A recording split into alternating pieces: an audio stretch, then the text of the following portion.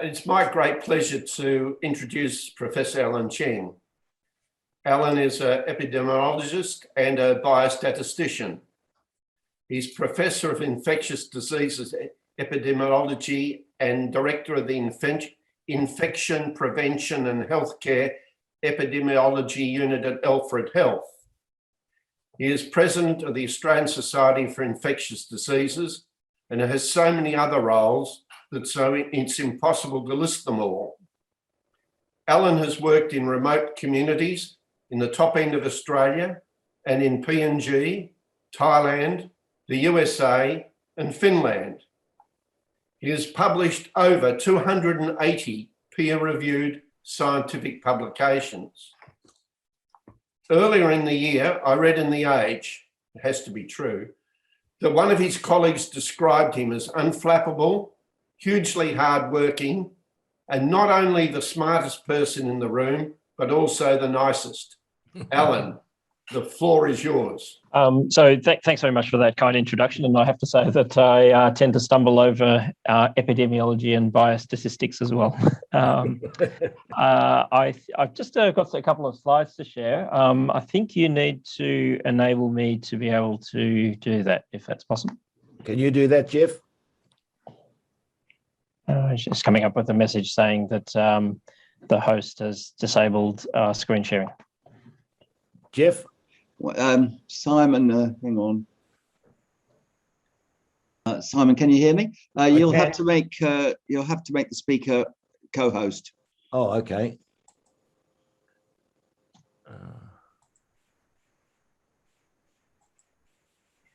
Allan, you're now co-host and you should be able to share screen. Yep. Perfect. Great. Thanks very much. So I'm just going to share my screen here and just checking that you can see what's on the screen there. Yes, that's good. Yep. Okay. Thanks very much for the invitation, and it's very much an honour for me to talk to you. So I think I've been introduced, but just to note that I was formerly the Acting Chief Health Officer for Victoria, but I left that in June, have returned to my substantive roles at the Alfred Hospital and on a number of other committees helping government.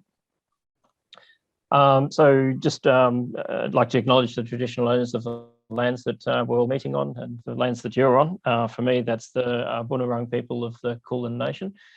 It is always worth reflecting on both the successes and the failures that Australia's had in protecting Aboriginal people, obviously very vulnerable to the effects of respiratory viruses. One of the lessons that we learned last year was that to give Aboriginal people a say and some control over the public health measures that they use to protect their own communities was somewhat successful, but obviously that's been challenged this year, particularly with the outbreaks in Western New South Wales, but also in Victoria. So it is just worth starting at the beginning and just reflecting on the unique position that Australia is in and some of the strengths and the vulnerabilities that we have. So we are a large place and thankfully no land borders with other countries. So it is quite easy to control, immigration or people coming in and going out of Australia.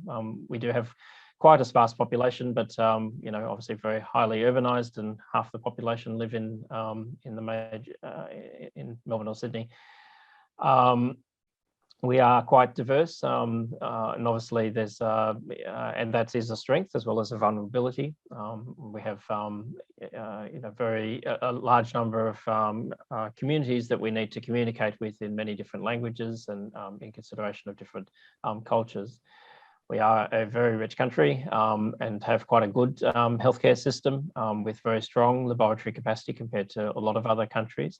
I think we would be regarded as having quite a strong public health system in general, but the core expertise for public health is relatively small. We did have our first case of COVID in 25th of January last year, and that was relatively early compared to other countries. And what that does reflect was that at that time, obviously not since, We were a top 20 destination for Chinese travellers. I think Sydney came in at number 10 and Melbourne maybe a little bit down the list there. The other vulnerabilities are we have been acting as you probably all know as more like 8 countries rather than a single country, and with all the different states and territories, there is varying capacity within those public health systems and within the healthcare systems to cope with crises such as COVID. The remote indigenous communities are something that was anticipated as a challenge that we were going to have to face, and just in reflecting the importance of those communities and their vulnerability.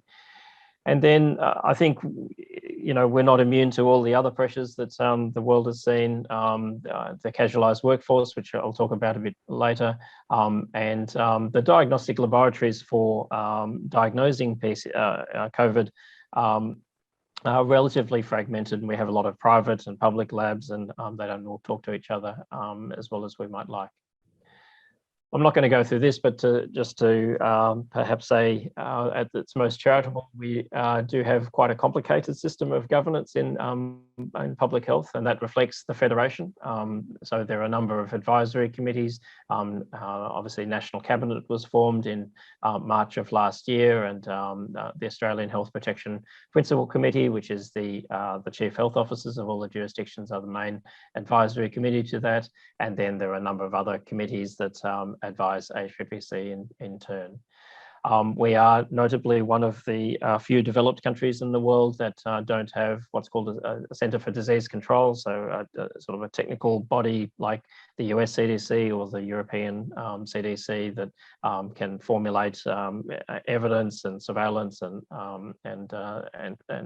coordinate that across the country. But nevertheless, early last year, there was a national incident response declared, and then very soon after that, the first iteration of a national COVID-19 response plan was formulated. So early on last year, as you'll remember, we had our first wave of COVID, and that was fueled mainly by people coming in from overseas. Very early on, at the end of January, there was in fact, I think that was the first day of February, there was, the border was closed to China, and then soon after that to other countries that were having outbreaks of COVID, and then by the middle of March, pretty much all the borders were sealed.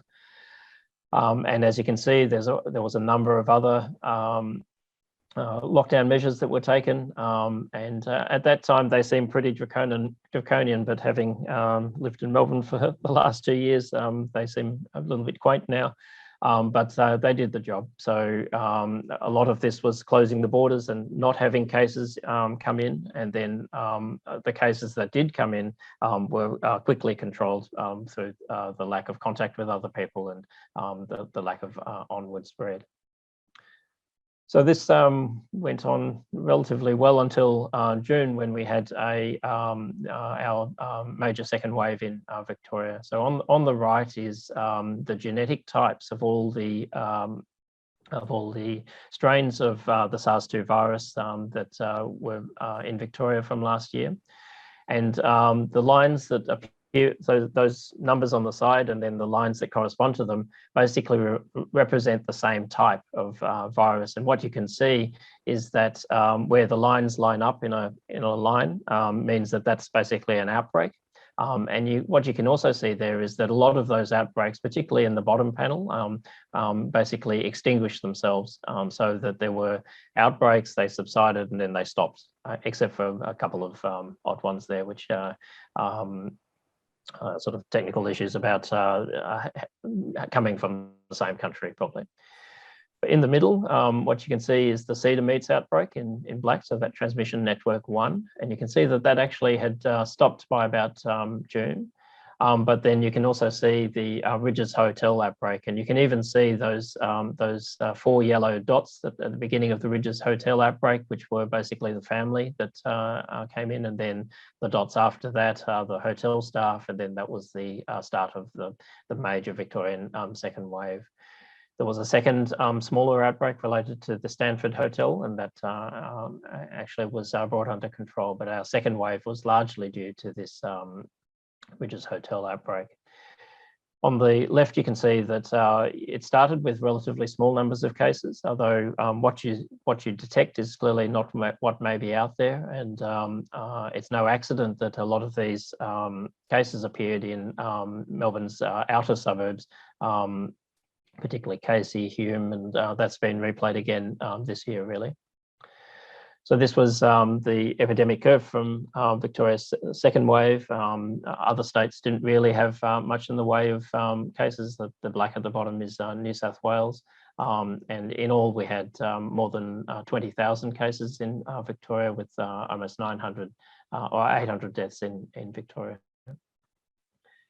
What we were really seeing was this confluence of high-risk settings and high-risk populations, and that's not really to sort of say that these populations are at personal blame for this, but it's more to say that it's about the situations that these people find themselves in.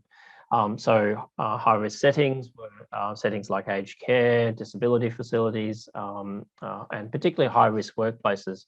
So meat and food processing, cold storage. There seems to be some association with cold and humid environments, and then distribution facilities. And a lot of the characteristics of these are the things that are still open when there's a lockdown, but also perhaps some of the other characteristics of that. In terms of the population, many culturally and linguistically diverse groups. Again, the workers that can't work from home, security guards, aged care, doctors, nurses, commercial passenger drivers, particularly.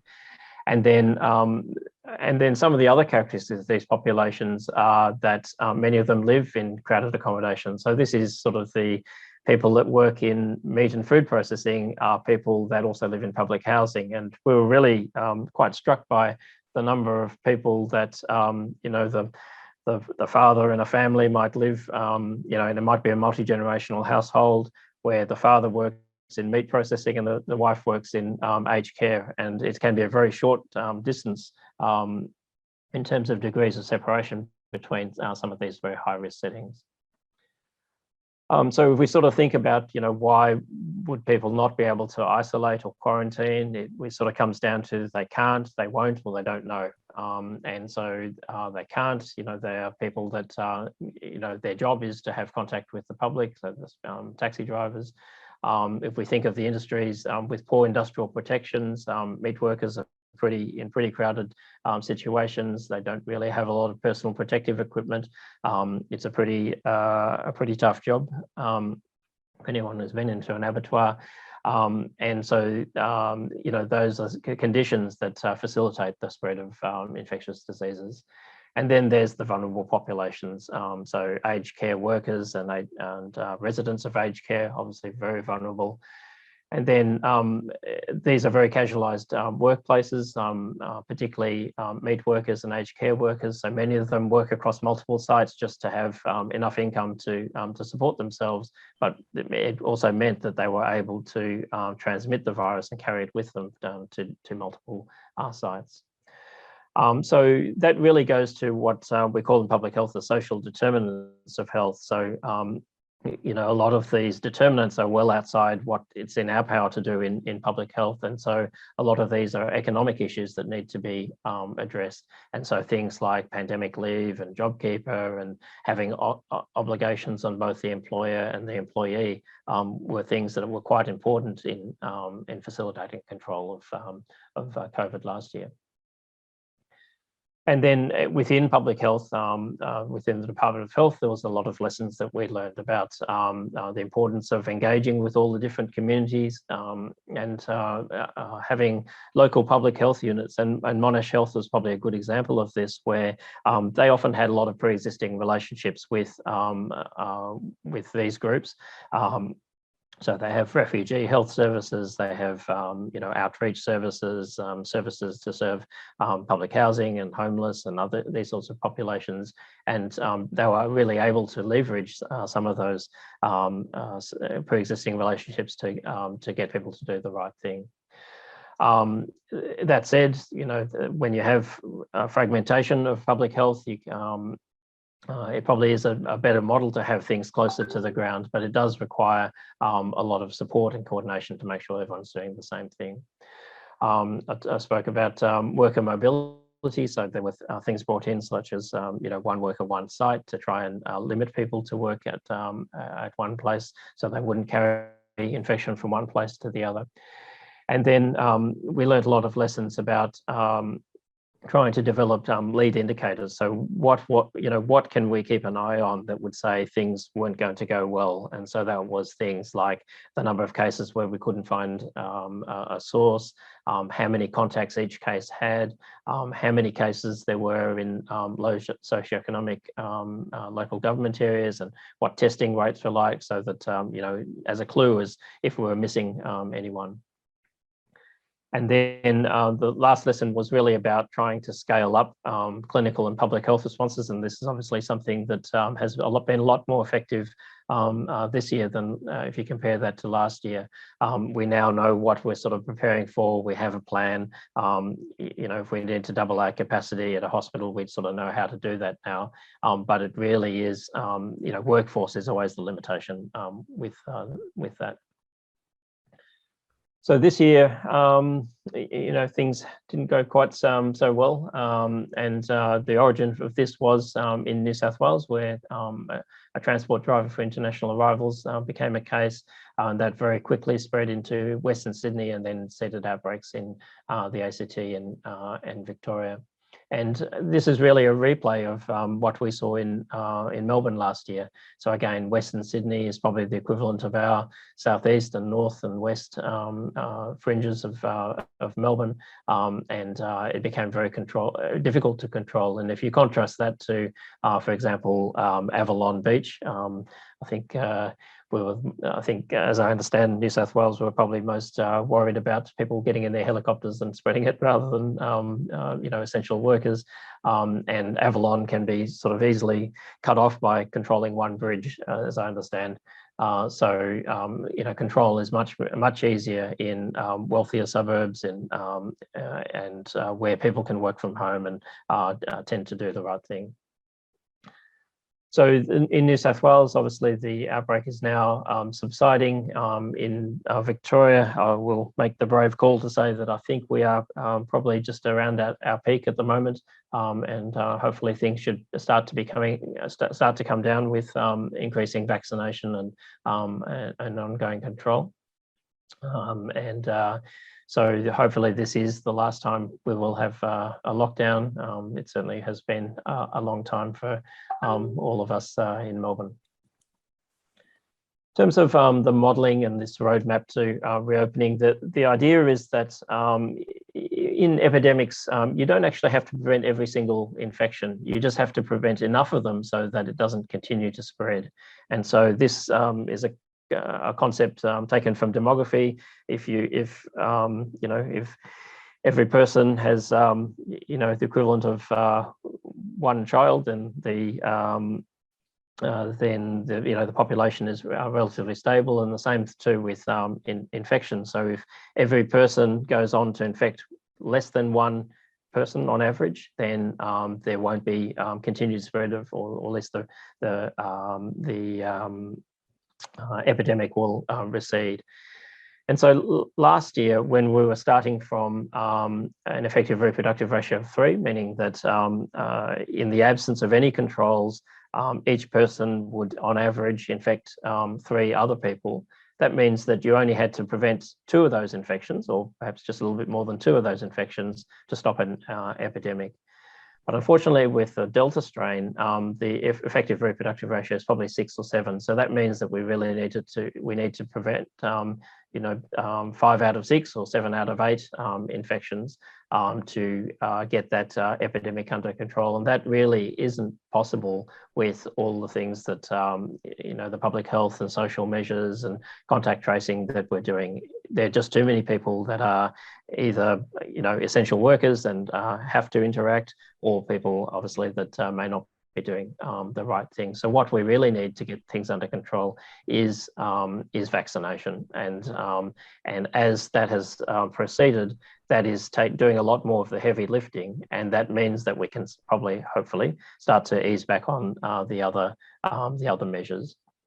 And so the whole idea of this is that some of these additional lockdowns and intense measures that have to be imposed on communities won't be necessary once vaccination coverage reaches a high point, and we are certainly getting to that at the moment.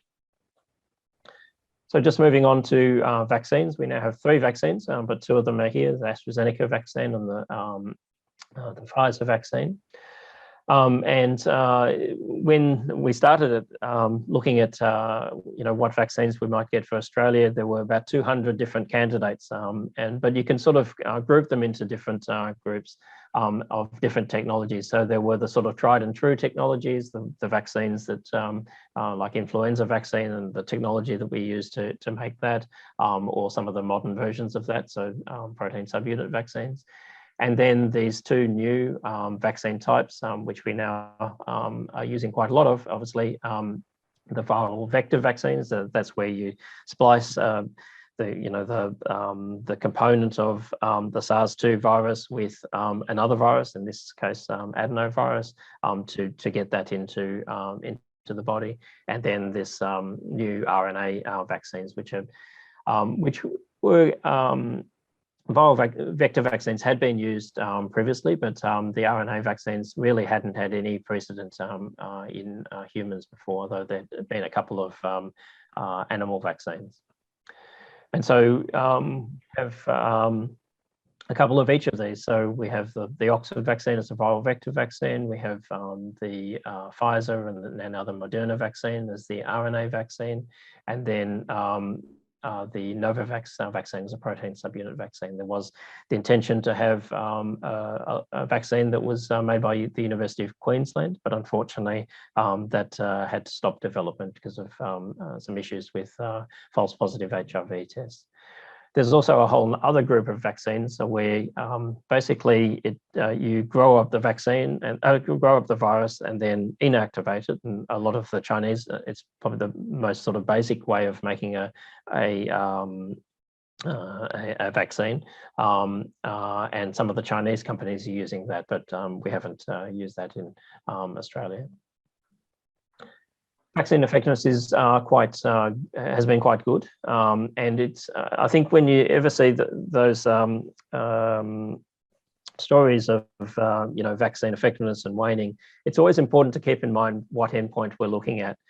So it is true that vaccine effectiveness against infection wanes, but vaccine effectiveness against hospitalization remains high. So it still is stopping severe infection, even though some people are getting breakthrough infection.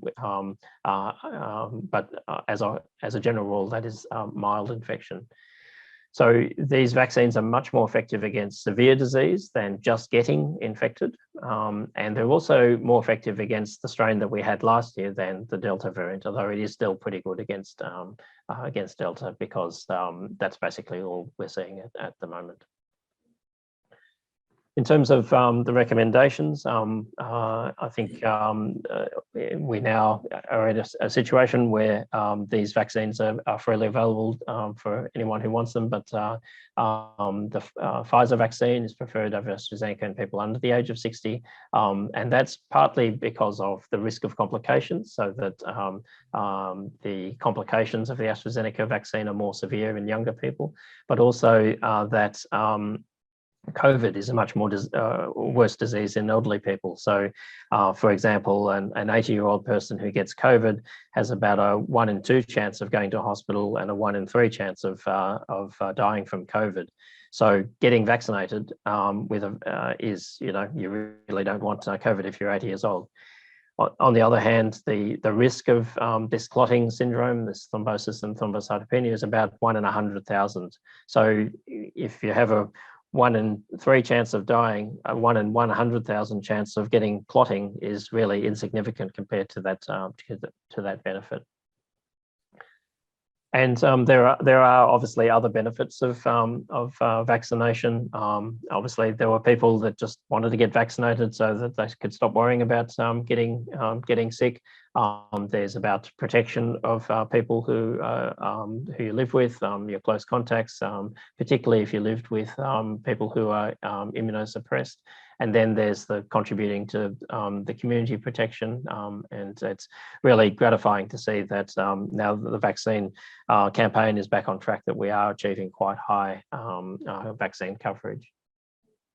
That's not to say that risks don't exist, that there are always risks with any medication, but again, these are quite small compared to some of the benefits. And really, if the option is getting a vaccine or getting COVID, then the balance is to get vaccinated. But some of those risks are this clotting syndrome associated with AstraZeneca. With the Pfizer vaccine, you can get some very transient and mild inflammation of the heart, particularly in younger people. And then there's allergies and a few other things that also can occur.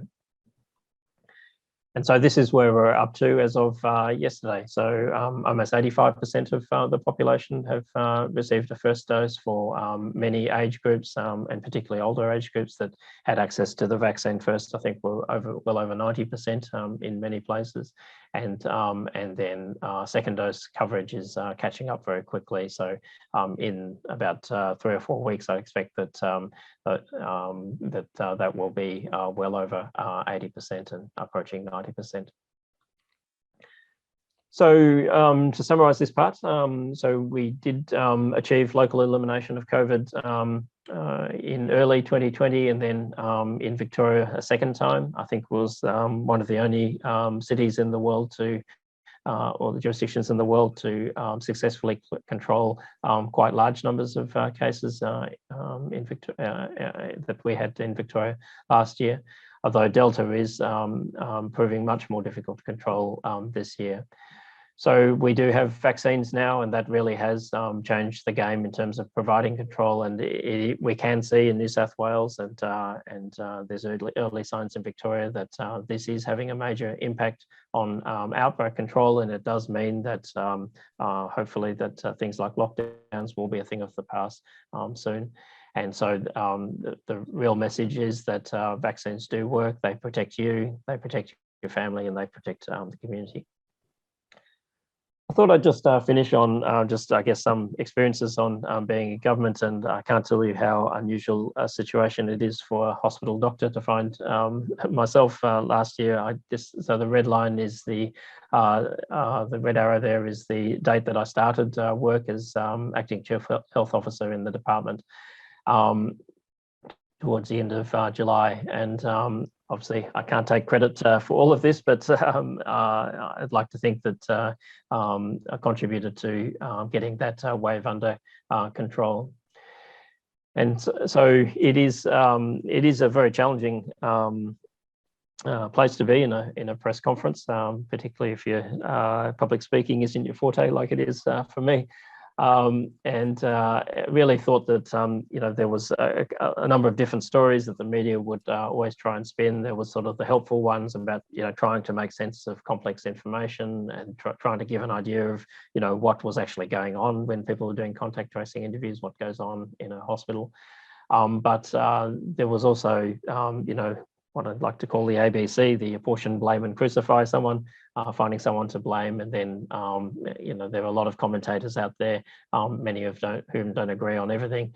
So there certainly was a lot of unhelpful commentary last year.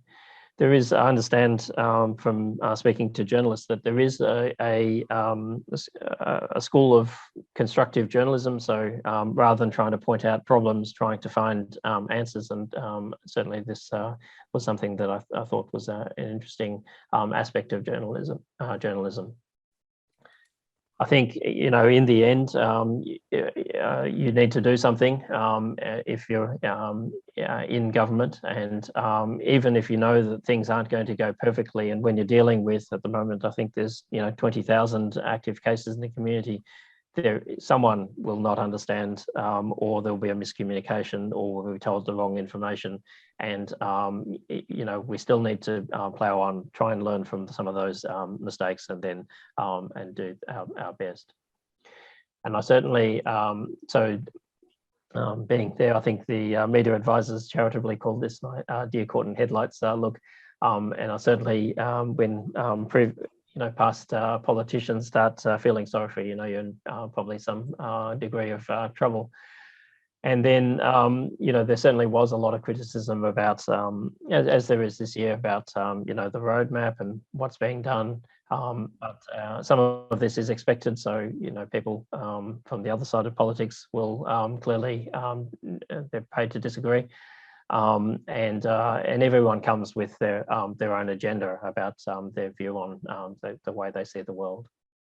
And I certainly took a lot of heart in being reassured that probably didn't have the hardest job on the planet in terms of trying to advise government.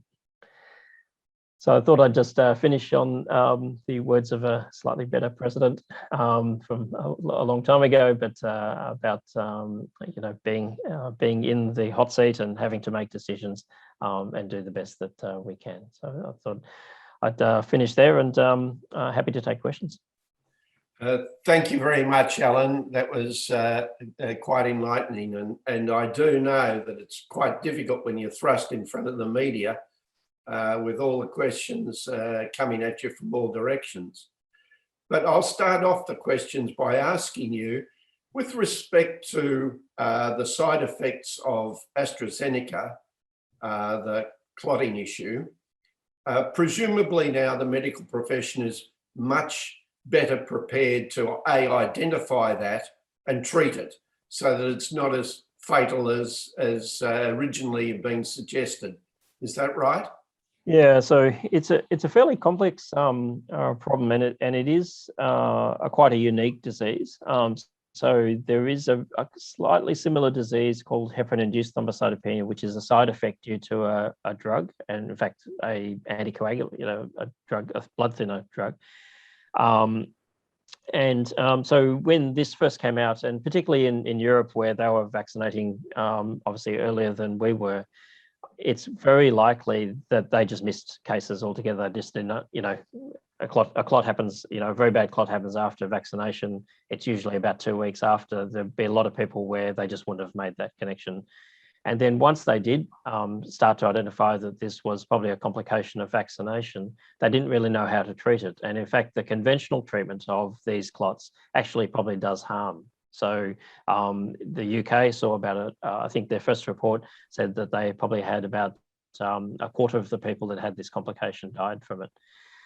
In Australia, we had that sort of forewarning from the UK. So our first case was, I think, the 2nd of April. And by that time, there had been, 100, I think even maybe 150 cases reported in the UK.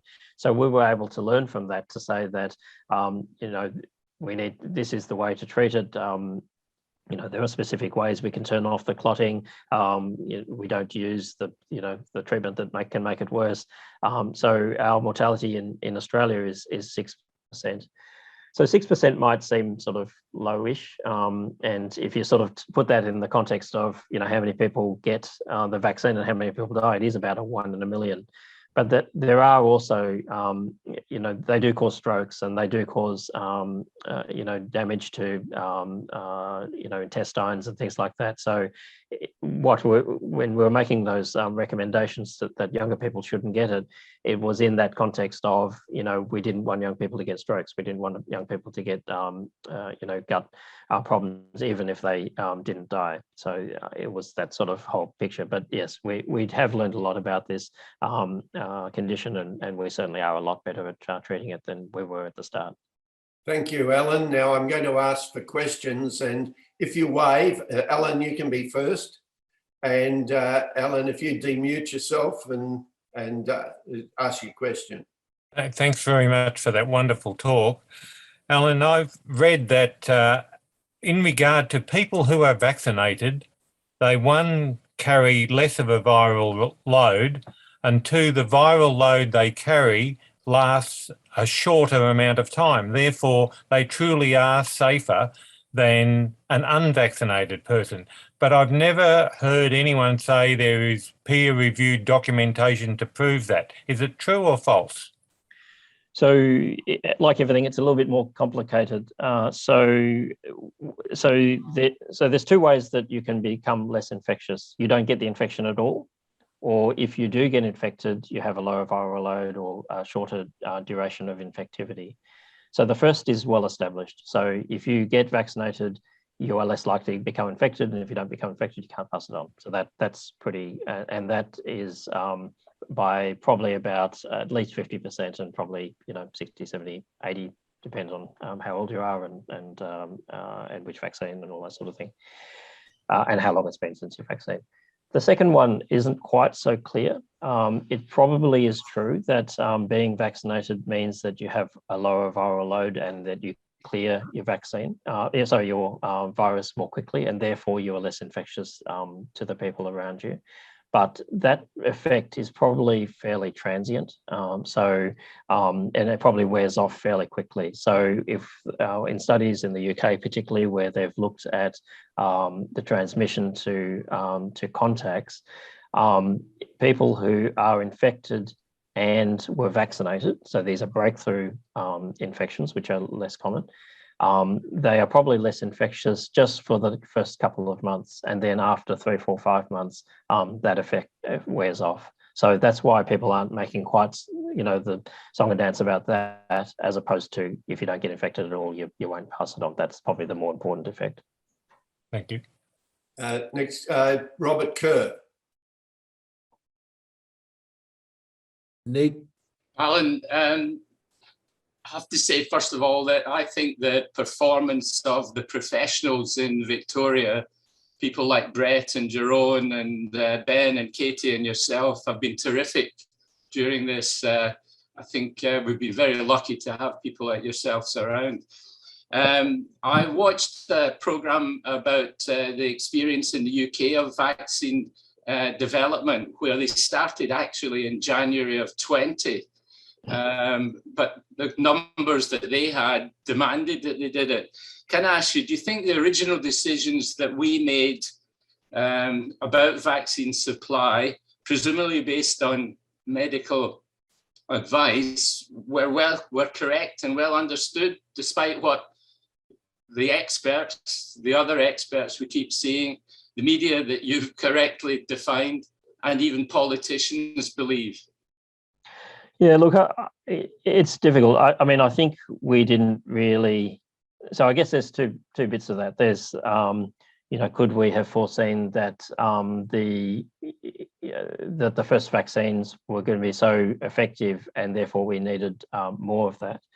I think what the government was trying to do was trying to hedge its bets to say, we don't really know which vaccine will work. In fact, my opinion early on was that probably the first vaccines might be just a little bit effective, and then it would probably take a few generations of vaccines before we got quite a good one. And particularly that the mRNA vaccines had no real precedent in human medicine, made that sort of a fairly risky choice. The other side of that was that the manufacturers really were, every government was approaching them saying, we want to buy up, 10, 20, 30, 40 million. And I understand that Pfizer were saying, okay, we will offer you as much vaccine up to about a quarter of your population. And they were doing that for everyone except for the United States, because the United States was sort of, putting to give them buckets of money, presumably, and were funding a lot of their studies. So it's always hard to know, is it a supply problem or a purchaser problem? The other thing was that because it was sort of anticipated that there would be this vaccine nationalism, having onshore manufacture of vaccine, the fact that we were able to make a vaccine ourselves was going to be a huge advantage. And so that was sort of the basis for the AstraZeneca decision. And then the UQ decision, which ultimately didn't work out. So I think the way it turned out, in retrospect, we might have done things differently, but but from the information that we had at the time, I think it was probably appropriate. And yeah, I think it's always easy to judge things in retrospect. And Novavax, yeah, I think on paper should be a perfectly good vaccine. We just haven't seen it. So unfortunately, and obviously they're having difficulty making it.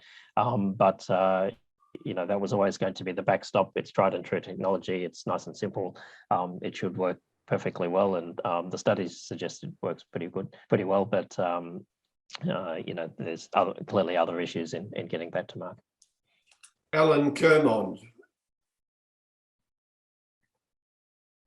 you need to demute yourself.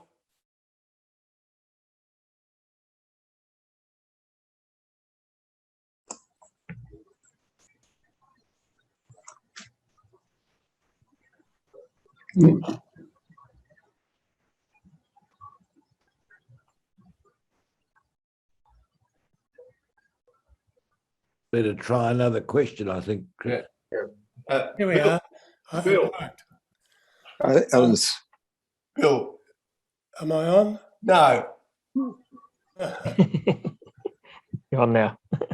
Okay. There have been reports that Merck Sharp and Dome have produced a tablet that can actually treat the developed disease of COVID. Can you comment on that, please, Professor Chan? Yeah, so there are two sort of groups of treatments. So there are a number of different types of treatments. There's the ones that treat the virus, so to stop the virus replicating or to try and neutralize it. And then there's the ones to try and control the immune system after there's been infection, and that's usually for quite severe infection. So in terms of these antiviral treatments, or the ones, there's a couple of different groups of these. So there's the what's called monoclonal antibodies. So these are basically the substances that a vaccine would normally produce in the body, but the antibodies themselves are purified and can be given as treatments, and we have that. And one of these is called sotrovimab, which we're using at the moment for people that have infection that are not vaccinated. And then there's the antivirals. So this would be remdesivir, which we've been using for a little while. And then this new one made by Merck Sharp and Dome with a name that I can't remember, but it starts with M. And then there's a whole bunch of treatments that have letters and numbers that are also completely unpronounceable or not able to remember. And in general, these are somewhat effective. Firstly, there's a couple of barriers in that. So firstly, to give it, you have to identify someone who's got it. So as opposed to vaccination where you can give it before anyone gets it. And then often they have to be given in a certain time window. So within 5 days of the start of infection, or within 10 days after the start of infection, because giving it after that time probably doesn't do much good because the immune system's sort of already doing its damage.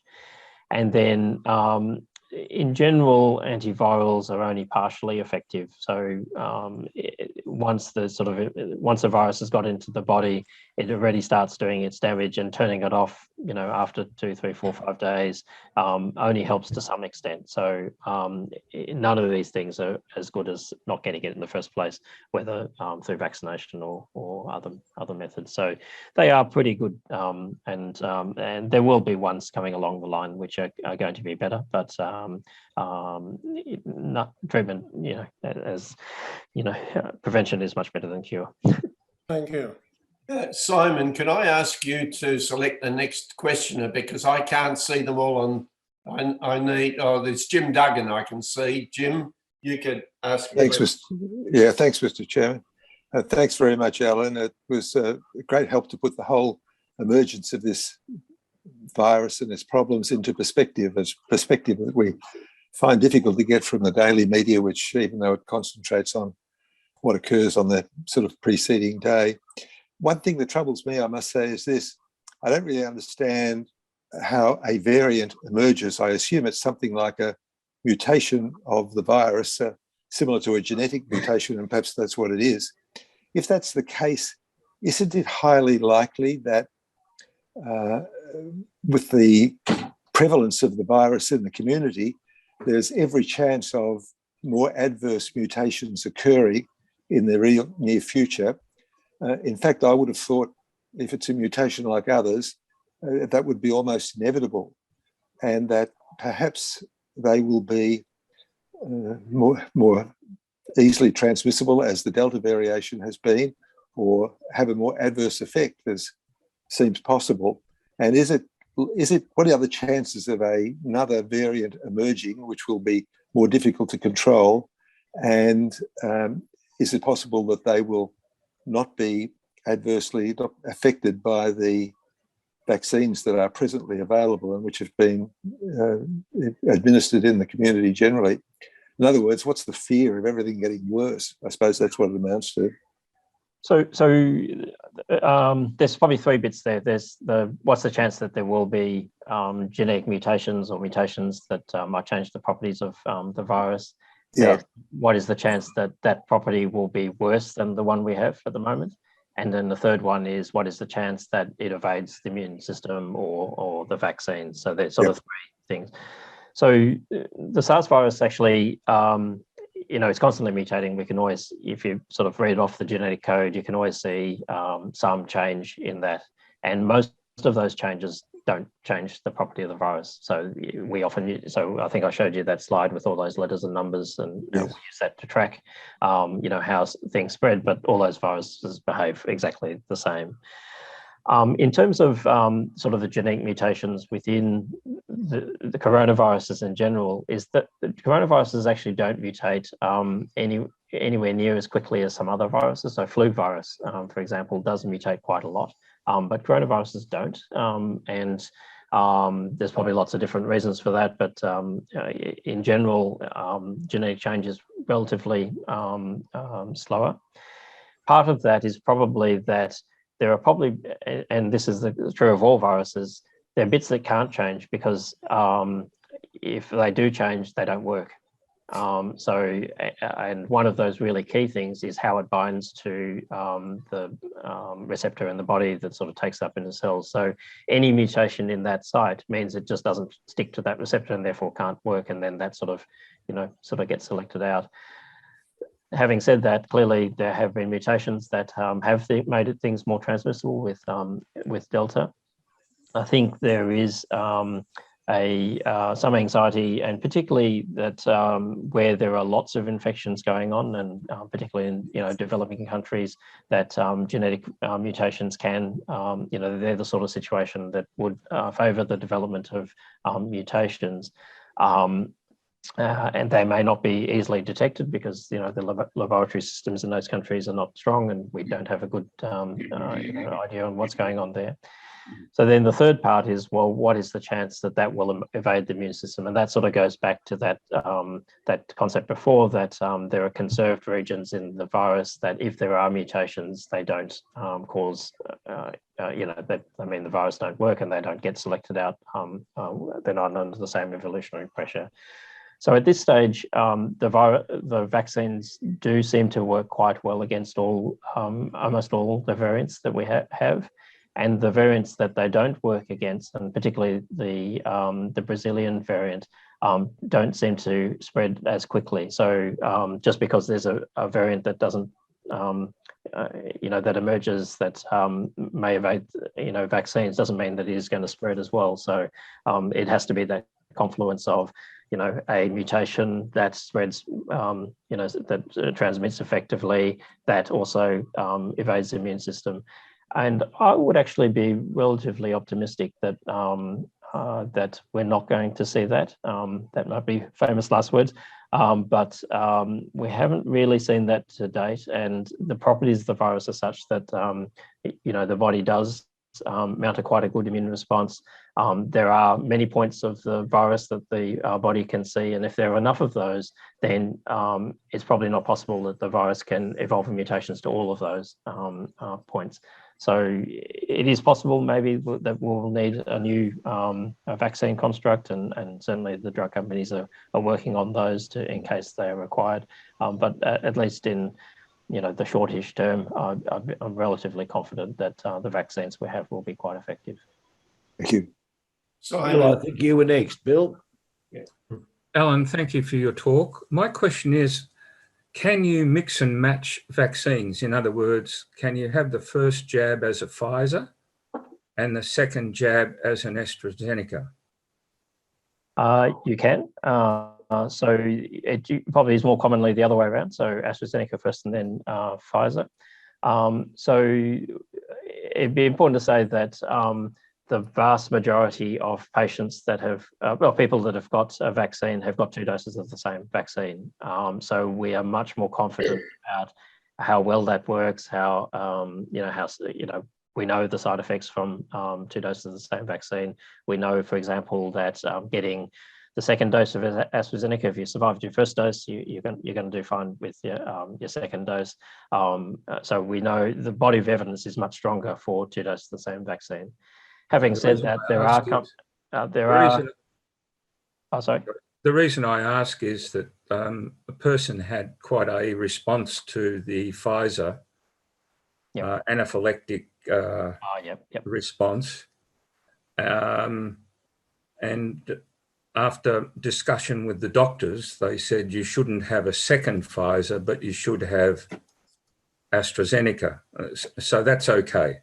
Yeah, that's fine. So there is now a reasonable amount of experience with what's called mixed schedules, so that we're certainly confident that it works. We're maybe a little less confident about its safety, but it does seem to be substantially pretty safe. Thank you. Simon, one more question. Can you select somebody? I can't see the screen. Roger Leeming, can you unmute yourself, Roger? Is that good? Yep. Firstly, thank you, Allan. That's probably the best summary, and certainly answering the questions has added to what is by far the best summary of what's been going on for me. A question looking forward, we're likely, I guess, to get COVID-23 and SARS-25 and whatever in the future. If we do, and firstly, are we likely to, and how quickly? Is the work that we've done on COVID-19 helpful for that, or do we start from scratch? Oh, look, I think there's always an element of both. So, I mean, I think we've certainly learned a lot through COVID.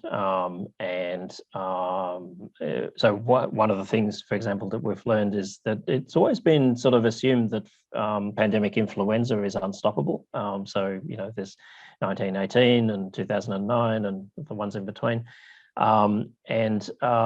Because flu is transmissible before you get symptoms, it's always assumed that, well, there's not much we can do about that. We're going to have to just, mitigate its effect through the community and try and get vaccines as quickly as we can. But all the things we did against COVID basically made flu go away.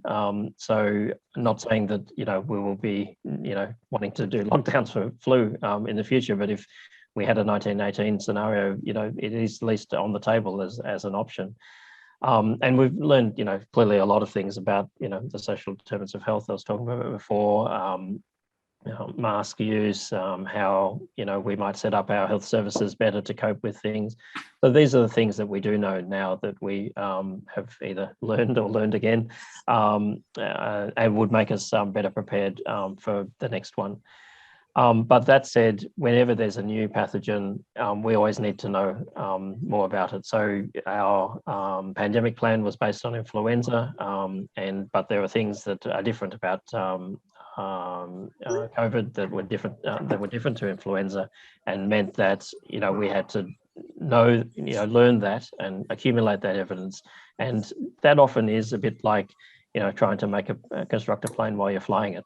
So a lot of it is, course corrections and, knowing something that we didn't know before and then having to change policy. My hospital's policy is up to version 64, I think it is. We've just had to change everything just as we've learned it. We're much better at it than we were last year, but it's still changing, and it will change in the future as well. And then when we have flu, whatever it is, pandemic flu the next time, we will have that base to build on, but it will still be a new guideline. Thank you very much, Allan. Could I ask Paul Crompton to give a vote of thanks? Where's Paul? I've lost everything now. Well, we can see you and we can hear you. Okay. Well, I'm going to have to ad lib it. Allan, in my view, it's the 24-hour news media sensationalizing the AstraZeneca risk of blood clotting that's caused so much problem in the first place. I think that this could be best compared to maybe a general trying to fight a battle against enemies all dressed in the same uniform as his own people. It must be terribly difficult to identify where to address these problems. I mean, you've no idea where the next attack is going to be, whether it's from New South Wales, South Australia, how it's going to generate. So it must have been terribly stressful. Having said all that, I would just like to thank you most assuredly for this enlightening talk. And I'm certain I speak on everybody else's behalf when I say thank you for going to so much trouble at this time, the situation that we're in and what we can look forward to. Having said that, unfortunately, what we normally do is enjoy taking you out for lunch. But now with the present situation, the best we can offer is a rather nice bottle of wine at some stage in the near future. And I hope you'll be able to enjoy that with a meal one evening. So thank you very much once again. Thanks so much, and thanks for all the great questions. Now that was Allan, we might get the bottle of wine to you via your father-in-law. Oh, yeah, that'd be great. At least I'm sure that he won't drink it on the way. He won't. No, he won't. So thank you very much.